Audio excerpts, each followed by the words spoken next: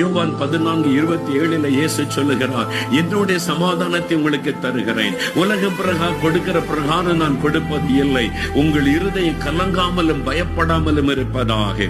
பயமானது வேதனை உள்ளது.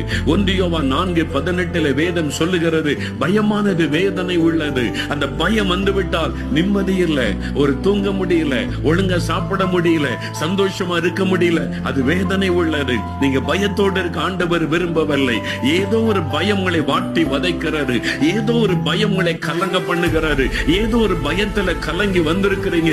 அதனால நிம்மதி இல்ல, சமாதானம் இல்ல.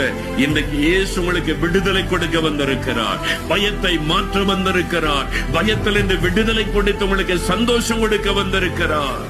முதலாவது ஒரு ஆசீர்வாதத்தை கொடுக்கிறார், பயத்தை மாற்றி சமாதானத்தை ஆண்டவர் கொடுக்கிறார். எங்க